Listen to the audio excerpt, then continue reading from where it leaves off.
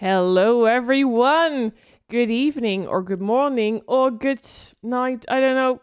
Hi, everyone. Welcome back to Underrated, the PvP show of the week. Well, now it's almost of the week because we're doing this almost every week now. Welcome back, or welcome if this is the first time you're listening or watching. If you don't know me, I'm Marcella de Bie. I'm the host of this show, but also a streamer on Twitch for 10 years. Yes, I'm a grandma. And I do a lot of other hosting things. So I love it, and I love doing this as well. So let's get things started. So today I'm having this lovely script with me. Like always, I can tell you this time, I think I need glasses. And no, it's not my age. It's really very tiny. Okay, so today we're going to have playing games in full virtual reality. Also, we're going to talk about VR gears, the future of VR gaming, and we're going to see more about this first full VR game on the Meta Quest VR headset.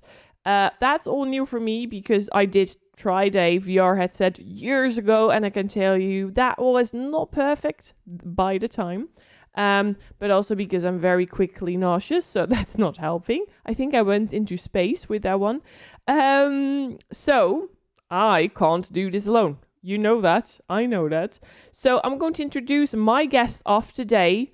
Ta-ta-ta-ta-ta. There he is, Michael Chua, if I say it correctly. Welcome. Thank you, Marcella, for having me. Well, I'm very happy that you're here with us because you just told me it's pretty much midnight over there.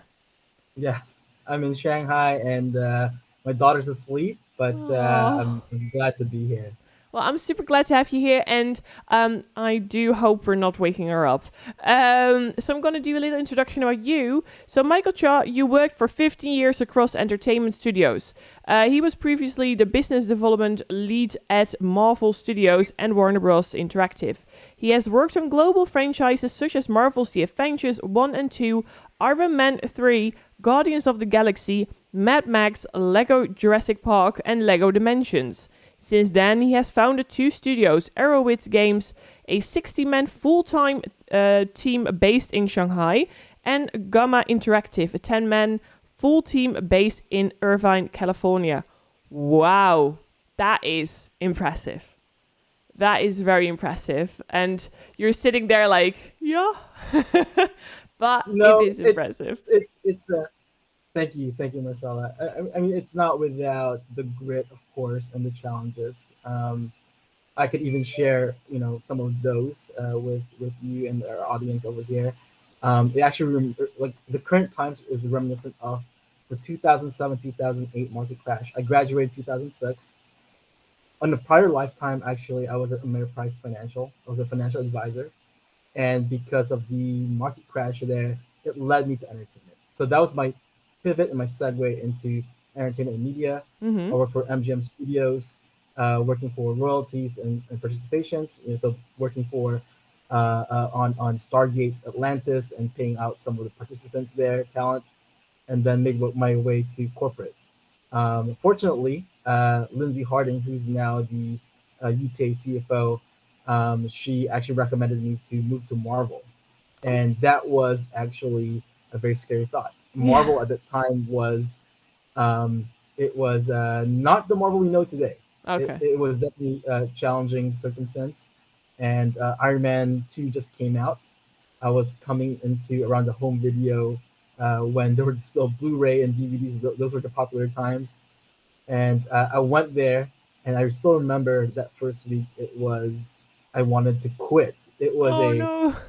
Yes, it was a one of those companies that require a lot of you, and there's a lot of smart people I could tell. And then the first week was super challenging. Mm-hmm. I could tell that everyone there was a star, right? So I mean that's exactly why they are where they are today, because there's a lot of Kevin Feige and Louis Esposito working on the films, and that 10-year vision Mm-hmm. that was built way back when. Yeah. And now I still see some colleagues like Nate Moore, the Ryan Potter, David Galizzi now on the Disney side of things, and back then they were it was a different time, and Yeah. I've seen them grown up, and and capture the audience, and it's very wonderful. So from there, I was like, okay, I survived. I stuck around and I climbed up, um, and I thought, okay, movie business is great, but at the same time, that's also the time when gaming was taking off, and that's pretty much when I went to Warner Interactive. Mm-hmm. Okay, yeah, Yeah. because So, wow, it makes sense that it's hard. Like all the things you've done, it doesn't just come easy. This is like a subject we literally have like talked about every week. That success and all of those things don't just come to you. You have to work for it, and it will go with ups and downs. But the most important thing is keep on going, because if you don't keep going, you will have absolutely no success. So that's one thing for sure. You have worked hard to be where you are right now. And in the chat, people are really saying like, Michael is awesome. It's super impressive. So for a lot of people, I think it's also a sort of a vision, like they hear you talk about this and they see it as something like, wow, maybe I can do this too. Because, there are a lot of people who maybe are working in the gaming industry in any way. And it's for a lot of people a dream. And about that, how did you enter the whole gaming industry? Because, like, were you always a gamer or? well, I was always a gamer, of course. I think growing up, I had my PlayStation, my Nintendo, Mm-hmm. Sega Genesis. I have all of the consoles. Um, but of course, over time, when I was in the movie business, I was consuming a lot more movies. Yeah. That was my forte. But when I went to One Interactive, of course, getting back into gaming was, you know, the main thing. Yeah. Yeah, Yeah. okay. So it makes sense. And of course you get like very busy with your job, so it's like harder to play games and you're focused on other stuff. So it makes sense. Um so you already said it a little bit, but tell me or us about your journey at Arrowiz Games and Gamma Interactive. Because quickly, do you have to travel to Irvine all the time, like between Shanghai and Irvine? Oh, I was actually part of the lockdown here in Shanghai. Mm-hmm. So it was only until recently when I went to GDC that I got back to the US. Okay. I've been stuck here for about 2 years because of COVID, of course. Mm-hmm. Although I did go to Germany last year to Cologne for Gamescom. Oh, Gamescom. Yeah, awesome. So yeah, yeah. Nice. But in terms of like the teams, yes, I still communicate with my team in Irvine. They're all in the U.S. They're all from New York to Arizona to Vegas to, and then my main partner is in Irvine, Mm-hmm. California. Okay. And then for Arrowiz, it's a lot easier because most of my partners are here, and all of them are here in Shanghai. Yeah. So, when did you start with both of them? Like, which year? Yeah, so that was about 7 years ago. Okay. So to kind of take it back, there was a gap there from Warner Brothers to where I am now. Mm-hmm. Um, from Warner Brothers, I actually met my now wife. Okay. So she was working for a private equity firm, and I remember that time I got a phone call from one of my best friends.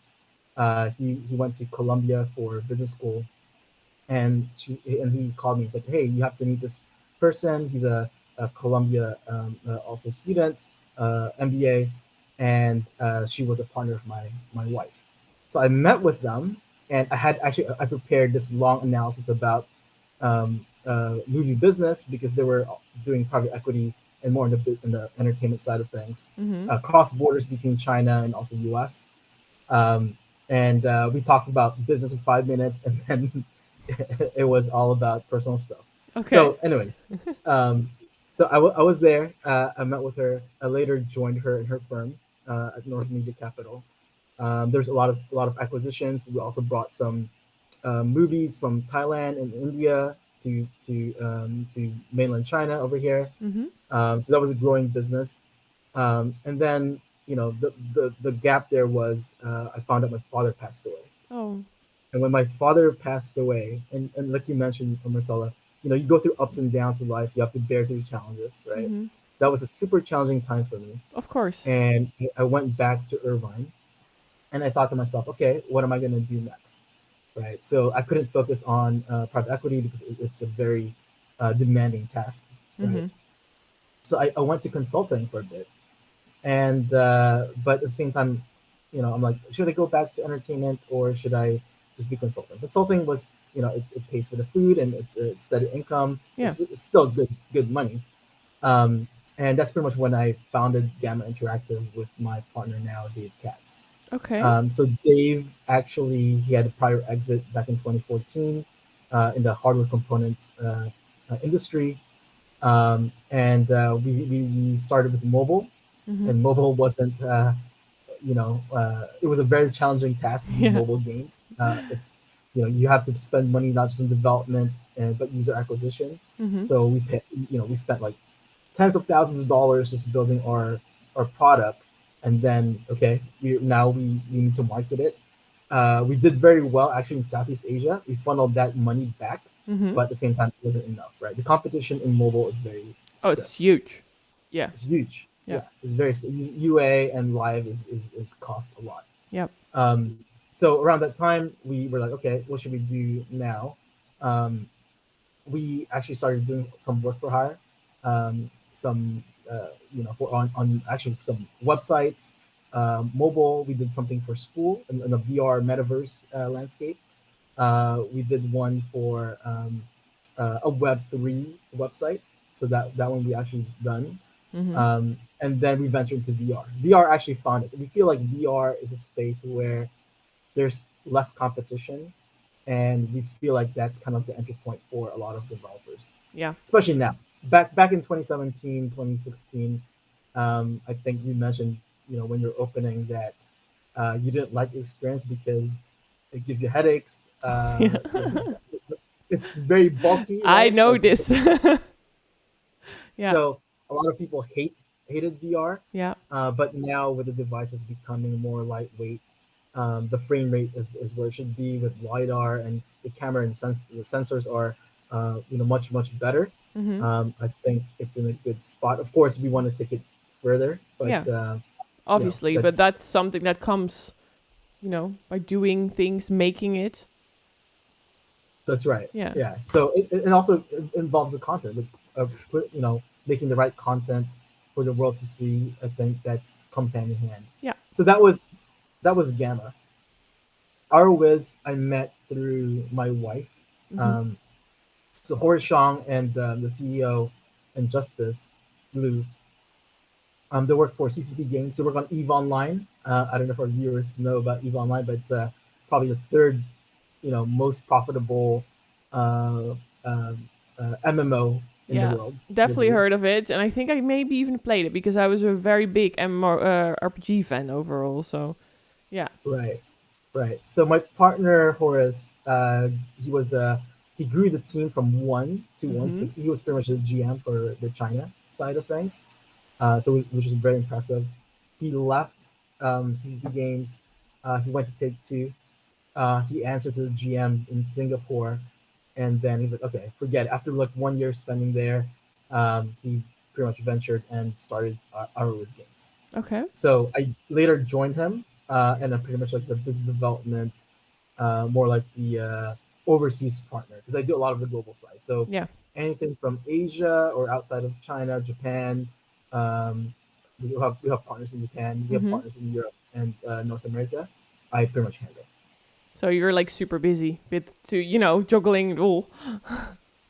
It juggling a lot, Yeah. yeah, but it's fun. Yeah. I think I think also that's pretty much the challenge I set forth for myself, because at Marvel we were closing a lot of good deals, right? So Mm-hmm. we were handling these massive budgets, $150 million budget, $120 million budgets. Avengers back then it was like 250 million. Crazy. It was insane, Yeah. right? And that's not including just the development, not even the marketing side of Yeah. things.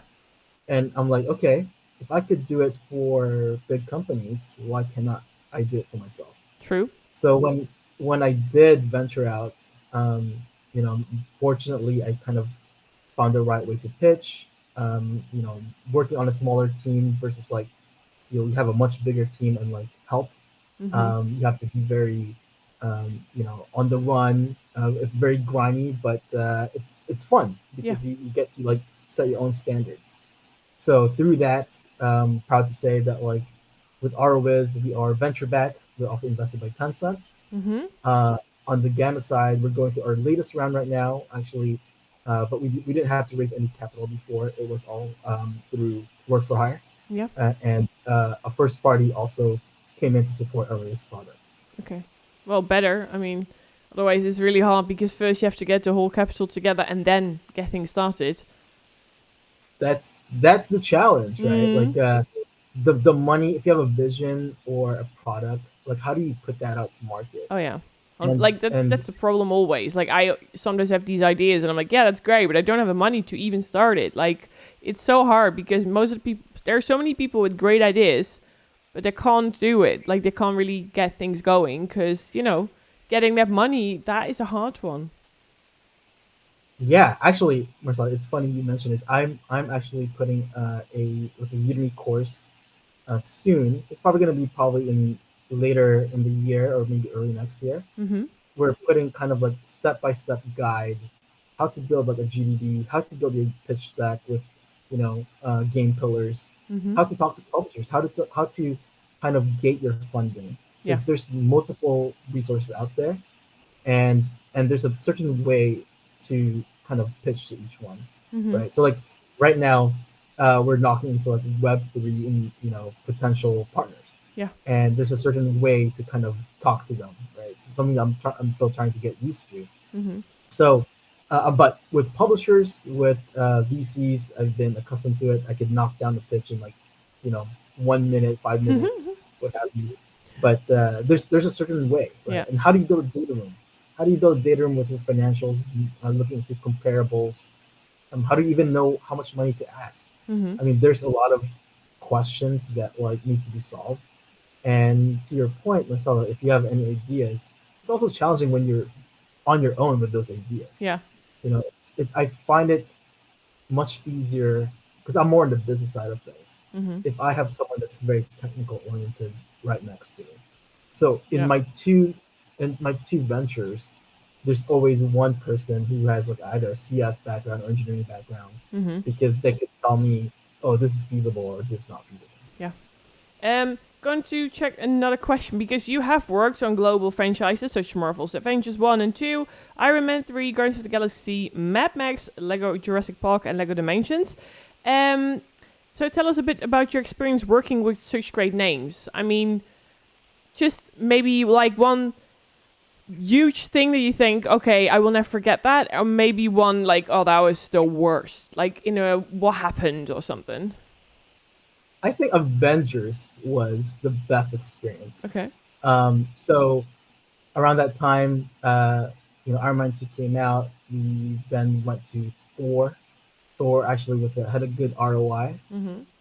And then Captain America came out, and it didn't do as well as Thor. I still remember it to this day. Mm-hmm. And then Avengers was a gamble because bringing all these stars, like you've never seen kind of like cross movie stars that come into like one big picture. Mm-hmm. This is like a very new kind of franchise built up, right? Yeah. So like Iron Man had its own movie and Thor and Captain America, but for them to come together in one giant movie, that was a first. Yeah. So I remember like doing the analysis. Me and my boss Ben Hung, who actually now who mentored me, and Rob Steffens, he was the co-president of Marvel. So between those two, they helped grow this company. Yeah.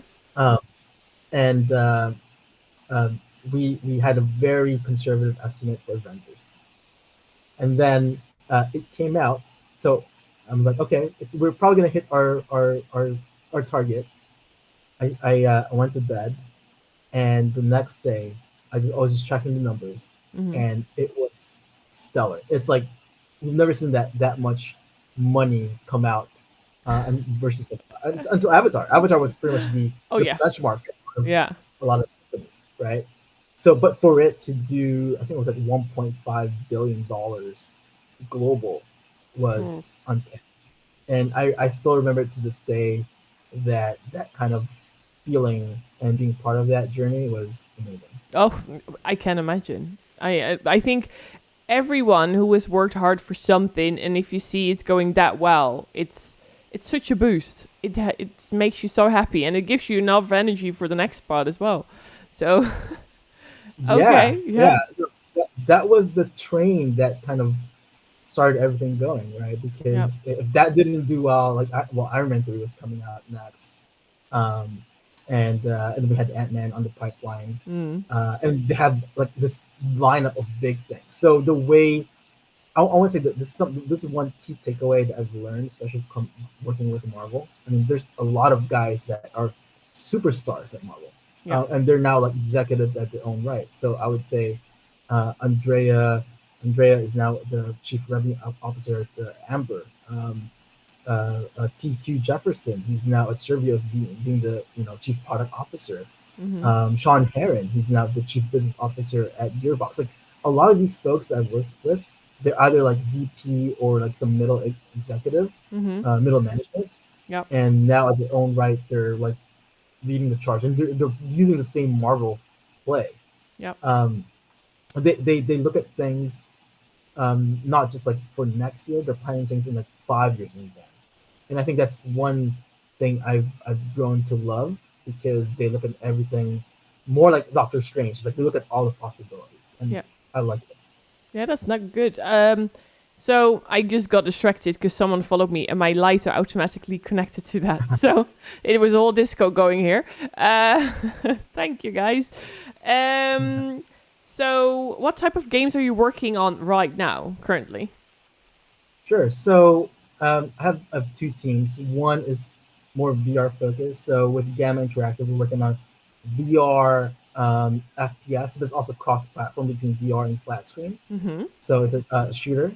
And then for my other team here at Gamma, it's behind the scenes. It's unannounced, but it's a Japanese IP Yeah. that we're looking to announce later this year, and it's going to be a major title. I think it's a renowned IP that people would know, Mm-hmm. but I can't announce it yet. But it's going to be a story based. It's going to be a storyline to it. Okay. Okay. Yeah. Curious. Let's everyone. We have to Yeah. wait. Yes. Okay. So I'm gonna quickly switch to a different screen because I'm gonna show a video that we're having. Because we're gonna talk about playing games in full virtual reality. But for the people who don't know what that is, I'm gonna show you quickly a video and talk a little bit over that. So there we go. We're going to it. There we go. So, virtual reality game or VR games, the video game played on virtual reality, VR hardware. Most VR games are based on player immersion, typical through a head-mounted display unit or headset with stereoscopic displays, and on or more controllers. A broader definition of virtual reality can be taken to be any application that replaces one or more of the human senses with a virtual one. For example, there are developments in creating a sense of touch in the virtual world with a haptic feedback system in the VR gear and a sense of smell with an odor machine. Oh, that's great. So you can see it a little bit in the video as well. I mean, you see it more and more. So I'm going to go back to Michael. Yay for VR. So the thing is, VR has been, growing a lot. Like I said, years ago, got very nauseous if you put a VR headset on. Right now, you're moving through a room. There are VR things like also here in the Netherlands that you can go to and, slay zombies and whatsoever.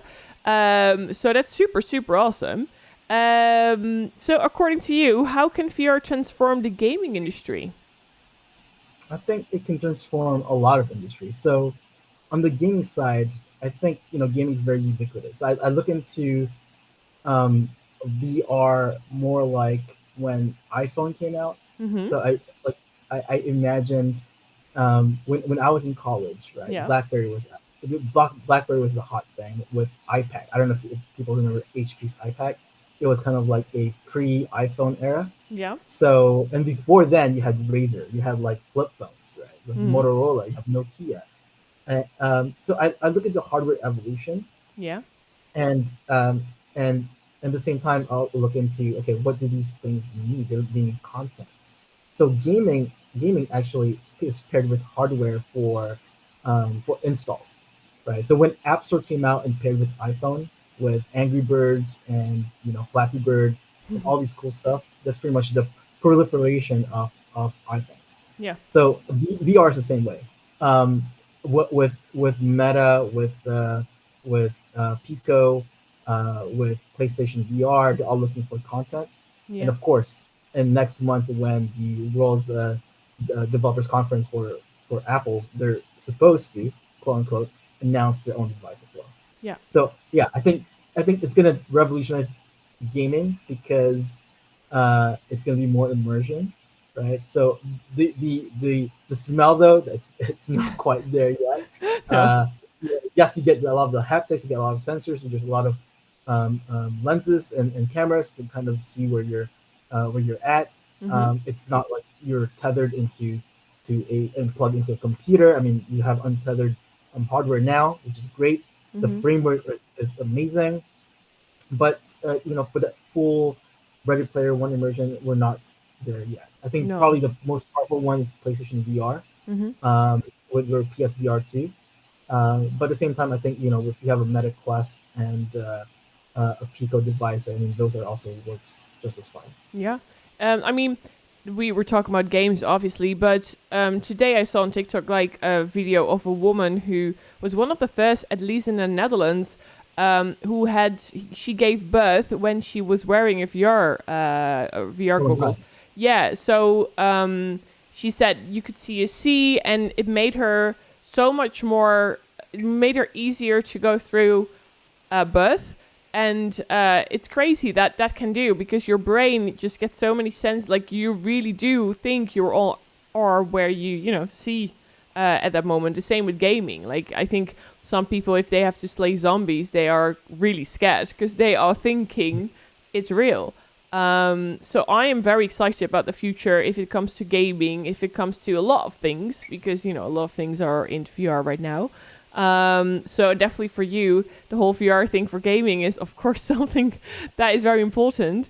But what is the difference between a VR game and a full VR game? So, I mean, yeah. yeah, I think it depends on the height, like the immersion. There's Mm-hmm. VR games out there that were just ported, Mm-hmm. and I also want to put a point there from what you mentioned earlier. And then for a full immersion, a full VR game, it uses a lot of haptics. There's a lot of senses. Mm-hmm. You can climb walls, you can scale things. But there's also just VR game that you kind of question: does it have to be in VR? Yeah. Right? You can have the same experience in the flat screen, and I think that's just the way it is, but by design, right? But full immersion using a lot of the immersion and the features from a hardware, I think that's pretty much a full VR Yeah. game. And then to Okay. your point, Marcella, Yeah. you mentioned about other industries and that experience about giving birth. I actually saw this like a few weeks ago, a few months ago. Mm-hmm. There was one where a woman lost her daughter, Oh. and this VR company, what they did was they put her daughter into this VR. It's not really a game, but it's like more like one experience, Mm-hmm. right? So she put this VR headset, and she was able to, see her daughter for one last time. She actually wasn't Crazy. there at her death, right? Yeah. But the catharsis of that, right? So getting kind of like the closure, Yeah. and you being in touch with a loved one. Yeah. I think there's a lot more stuff that VR can be applied to. Another one actually that what we're kind of looking at and thinking about, especially when COVID happened, there's a lot of lost revenue for travel and tourism. Mm-hmm. So one example is like museums. Not a lot of people, there's museums out there. Of course, they have to pay their upkeep and real estate Mm-hmm. and what have you. But museums could be another thing for another layer for VR. Yeah. Right? Imagine you don't have to pay a plane ticket to go to the Louvre. You can have that experience and maybe much more in depth in VR. So Mm-hmm. there's a lot more applications to VR than just like gaming, and I think that's where it's gonna head to, right? So when the App Store, or sorry, the VR store, or Mm-hmm. what would have the Meta Store, the Quest Store, um, provides content outside of just gaming, which is what the App Store did for iPhone, Mm-hmm. and there's a lot of applications. then we're confident that this market just gonna upshoot and accelerate. Yeah. Well, it will grow and grow and grow, and that's the thing. Like, if you see how quick everything is already going in in these couple of years, you know, it will definitely grow even faster in the next couple of years. So, but what are the pros and cons of VR gaming right now? I mean, let me start with the cons because that's where you've also highlighted, right? So there's people get tired, right? So like the people could put all these headsets and they can mess up their hair, and they get sweaty, especially if you're shooting zombies all the time, Yeah. right? So can you actually go through the experience and not sweat, um, and play for hours? Mm-hmm. And to me, I'll be honest, and for me, it's a no, right? I have a daughter, and we play the Switch a lot more because that's something that's more enjoyable, and I can kind of regulate her time. Yeah. And for especially for kids, right, of age, can they actually wear VR headsets, right? So there's a lot more stuff that you kind of put into consideration when building these kind of hardware. Mm-hmm. But I do believe we're going to get there. So being lightweight, more 4K or high fidelity, uh, like higher frame rate. Those are things that I know that these first parties are considering. Yeah. So yeah, I think we're gonna get there eventually, Yep. right? Because I see the progress year over year from from the multiple devices came out. And curiously, I want to know what the Apple device is going to be about next month if they do announce it next month. Mm-hmm. Pros about VR.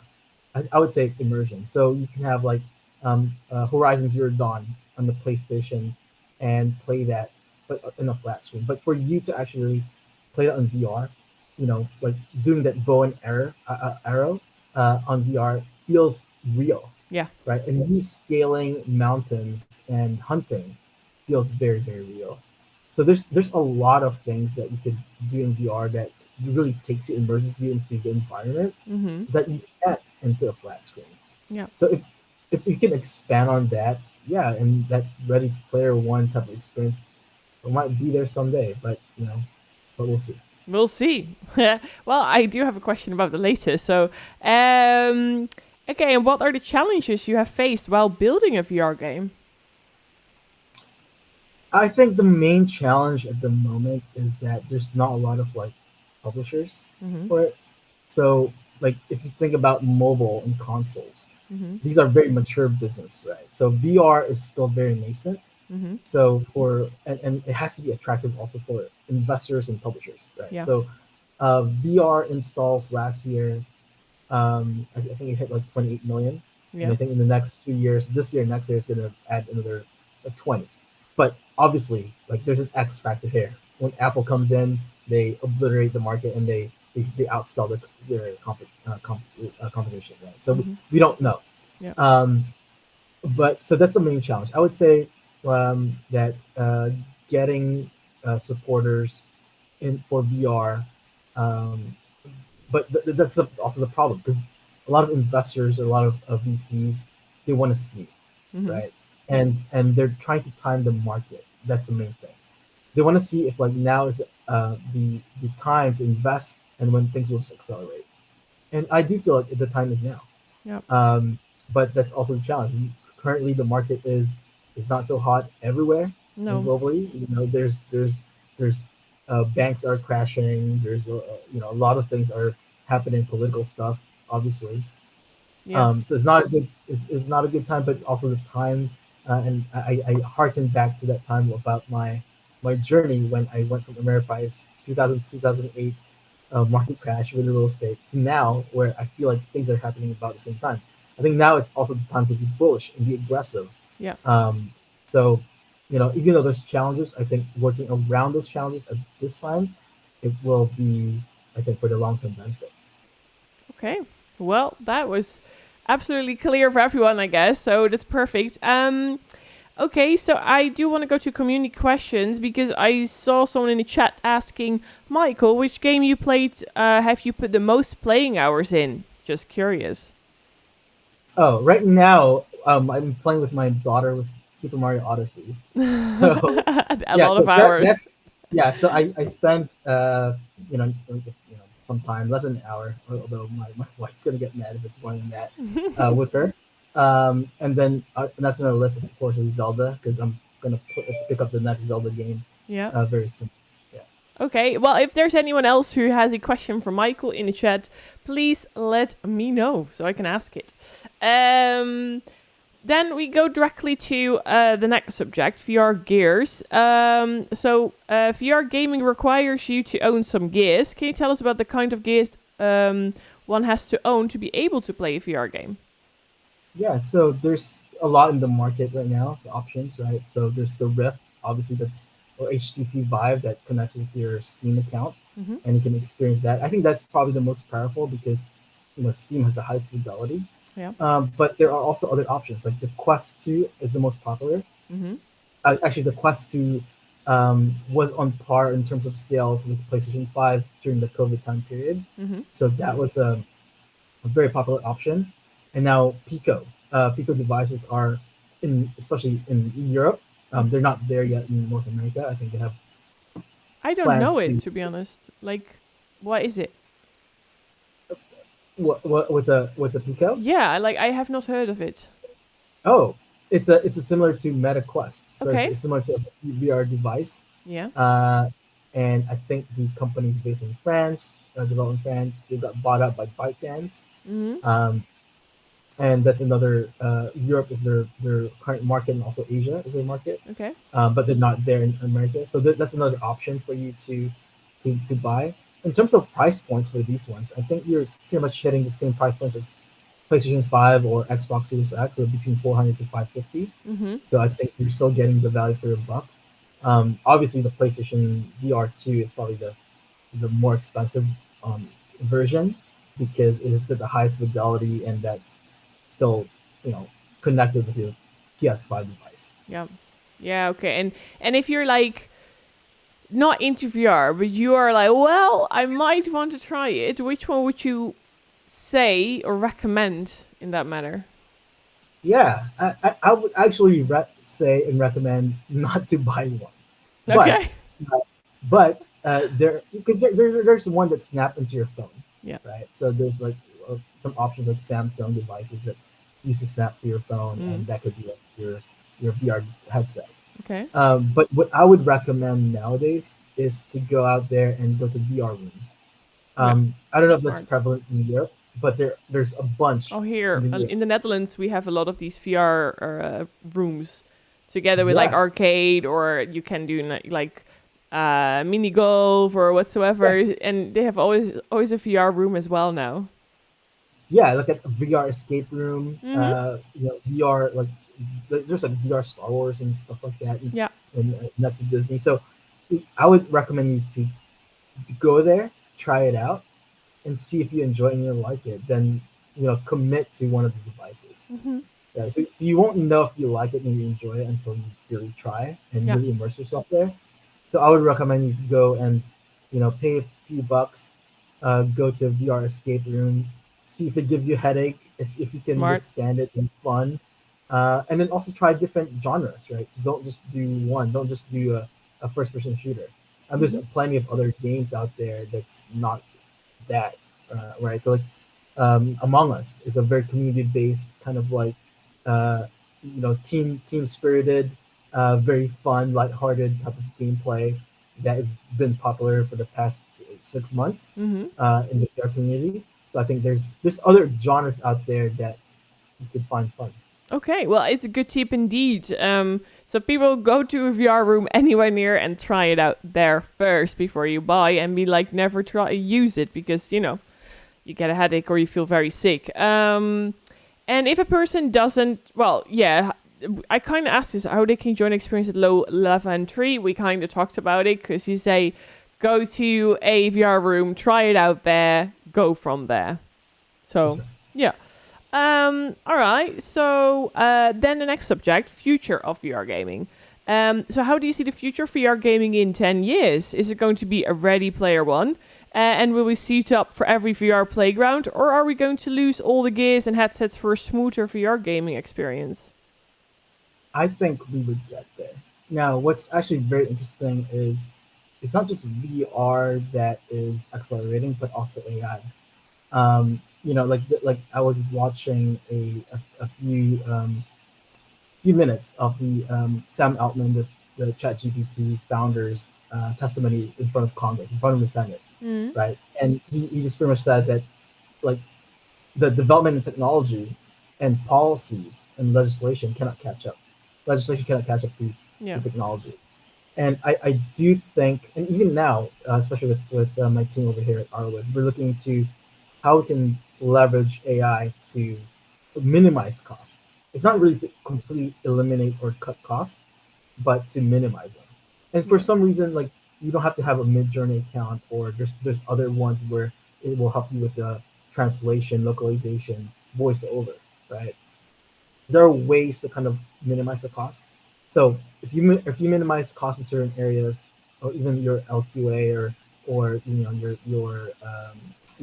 your graphics, your animation, then you can invest areas in elsewhere, and that's where you can kind of build a more Ready Player One virtual environment because Mm-hmm. you can do more, right? You won't need a 100-man team to build a AAA game. You might need half that at Mm-hmm. best, Mm-hmm. right? So there are opportunities to build a richer experience Yeah. with other types of like technologies that are appearing in the marketplace. Okay. So, and will it happen fast, or will it like yeah, we're talking about 10 years, but do you think it might be quicker, or it's going to take a bit longer? I think that also depends on the hardware devices, Mm. right? So there's these technologies that can minimize cost, but then can the hardware also be more light, right? So I Yeah. think that's the main question. And I know for a fact that I believe that the rumor is that Apple device is going to be a lot lighter, Mm. but at the same time, it's going to be more enterprise. It's going to be more MR and also AR. Yeah. So, but we'll see. We don't know.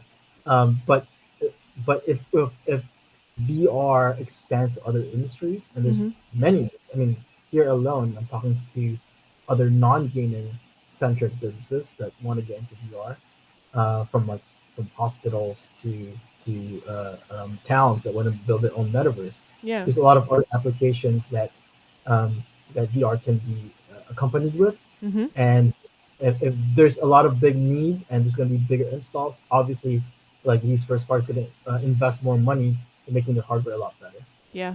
Yeah, I mean, I had a world premiere of Cupra in Berlin like a couple weeks ago, and they were also announcing about, like their new car, blah blah blah. But next to that, they were also showing like, yeah, we also have like a VR room. You could have your own character, like in a sort of game, but based on Cupra, and you could walk around like a sort of metaverse kind of thing. So it's very funny to see that over there, because at first it was about cars, and out of nowhere was only VR. And I think they even done a thing driving a car for real, having a VR headset on, and then driving, and then Wow. that was super cool. I mean, the environment on the headset was like really like a really sick track or whatever, but in like real life you were just driving on a very ugly part somewhere in Germany. So it's funny to Did you get to see. try it out? I did not. No, I had to do other work, so I was super busy. But there was a really big line to get to the VR stuff. That was definitely a thing. So it's really cool to see all kinds of companies working with that, like more and more. And I think there was like this old media who is like, oh, I'm not really interested, because they're older, they don't really get it. We could see the new people that were very excited to see and learn more. So yeah, I like it. Now we're going to go to the game block Macht. What's the story behind it? Yeah, so I think I kind of touched base about, for Gamma at least, we tried mobile. Mm. That didn't work out. After we launched that one game, we invested in another mobile game. That was another sunk cost that didn't go anywhere. So it was it's an unreleased title. At least the first one was a release title, Okay. and then the second one was unreleased. And then we went back to the think tank and we're like, okay, so what can we do? And our team loves Halo. They're big fans of it, and we were wondering why there's no Halo or sci-fi game in VR. Yeah. Um, and that's pretty much the genesis of why we ventured into this, because we're trying to scratch the itch of demands from Halo players or fans of Halo or Titanfall for that matter, Oh yeah. and Hmm. that experience into VR, and we haven't seen that yet. So I like I it. feel like there's a calling and there's a niche for the market that we're addressing, Hmm. and yeah, we're gonna deliver that, and you know, so hopefully soon. Uh, that's awesome. I mean, I liked Halo. I really liked Titanfall. It was a whole different experience. Right. And then obviously the makers of Titanfall went into Apex Legends, and that's my main game right now. So they've done a Oh, good cool. job. Yeah, it's cool because it's a very smooth, and I think that's why for a lot of people it's a really great game. So to hear that you said like, okay, those games are doing great, but and are interesting. We want to try that in VR. I think I really like that, and I think a lot of people will do too. So nice. And what part of Macht is the most exciting? There's a lot actually. So Okay. there's a lot of stuff that we're putting forward. There's other game aspects and features that we're gonna push out, and that's things that I probably shouldn't say or Okay. might announce it too early for my partners. But Yeah.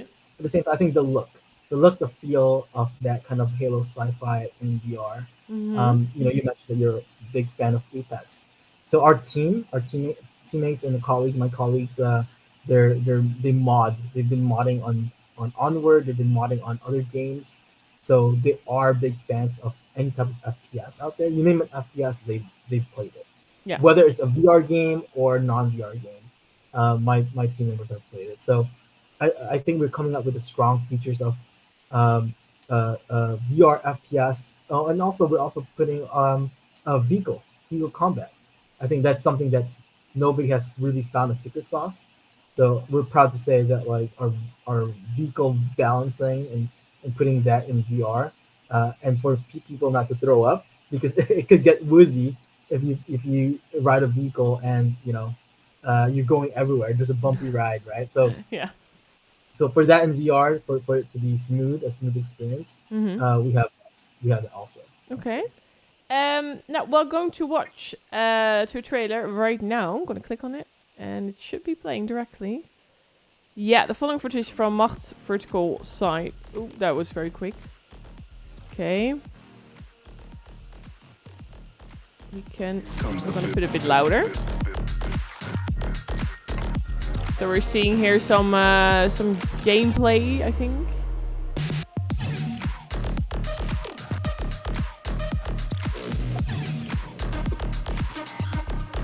We do still see you, by the way, and me, while I'm showing the trailer. Or like trailer is like a sort of quick how it will be, right? Yeah, so this is like one level Mm-hmm. of Macht, and this shows the action packed gameplay, and there's also one game type. There's gonna be multiple game types. There's gonna be capture the flag.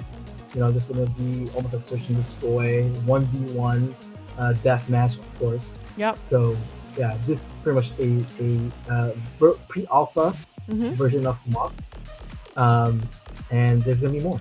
Yeah, and the thing is, like, of course, we're looking at this, and you have to imagine, everyone, that this is VR. So you're like standing right at that point shooting people. Do you have problems then with heights? If because we're like sort of in the air or something. So I think it would be for me quite scary to. I already have if I jump off a cliff in Apex Legends that I feel it in my stomach. So I can imagine if you do VR, that's intense. Oh yeah, it would be worse. Yeah. I did I think it was a Jumanji one, in Vegas at this VR room, Mm-hmm. and there's one puzzle where you have to get out from the volcano. Yeah. So there's this cliff that you have to cross, and obviously like you're in VR and everything's flat, but you still feel the sensation, right? So Oh, I can imagine. Yeah, I saw that. I was like, oh, that's some scary stuff. So when can people start playing the game? alpha we're hitting probably by Q3, Okay. so between August September. Mm-hmm. And but we have our website play. I'm just gonna say it out. Mm-hmm. Playmock.com. You can email us, and then we could set up a playtest and session because we'd love Awesome. people to test it out and do QA. Nice. And in the meanwhile, is there already something people can do to prepare themselves for full immersion? Full immersion for the game, or just in general full immersion? For your game. For my game, obviously they need a headset, so at least a Meta Quest or a Rift or HTC Vive, something of that nature. Okay. We are. It's going to be multi-platform, so we're knocking on or porting it to Pico next, and Mm-hmm. then PlayStation VR2 is going to be next in line. Perfect. I'm having, by the way, my script now on my left screen because I did printed it, but it did not print everything. So I'm looking at my screen now. I was like, wait, I do miss a part. So there's a giveaway going on. We have a giveaway of 2 Steam keys, at least. That is that you have to like the post. If I'm correctly, follow PvPGameHub and Mato Anomalies. Do I say that correctly? Yeah, Yes. on So Twitter, and share this post with the hashtag Mato Steam Key, hashtag PvPGameHub. Am I correct thank here? you, Miss. Meta Anomalies is a game that launched about 2 months ago, Yeah, and it's an RPG game. So anyone who enjoys adventure, cyberpunk, nice. Cthulhu, that type of games, this is the game for you. Perfect. And we also have another giveaway, 10 alpha keys.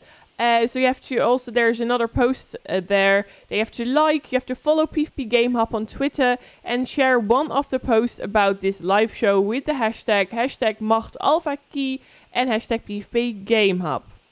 So a lot of things that people can win and then, get the experience of VR with your games. I think that's really cool. So, and Thank if you. they want to contact Mach or one of the or they want to contact you, what's the easiest way?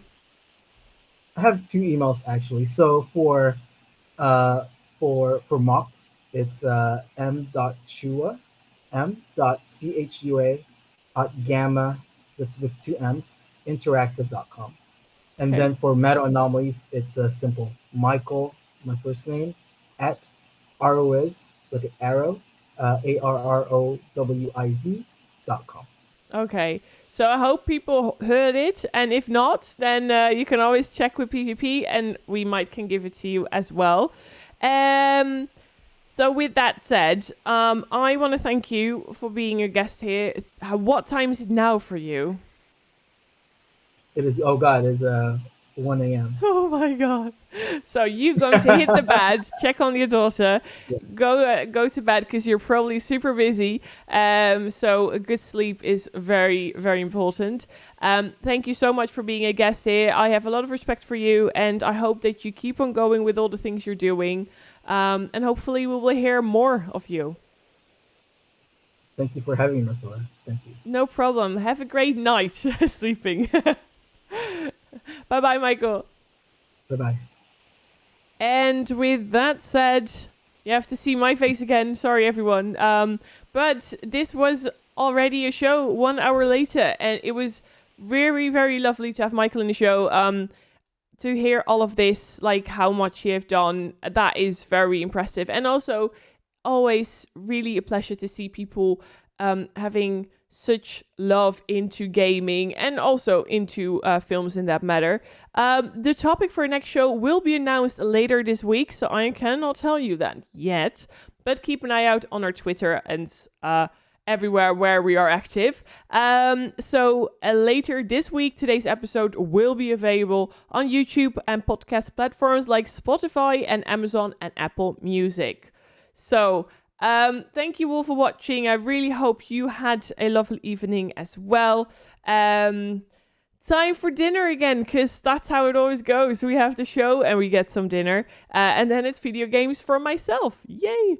Thank you so much, everyone. Thank you, Gerald, for saying that. Cloverdale as well, and everyone who was here. Thank you. And with that said, I'm doing an outro and I'm off. Ciao!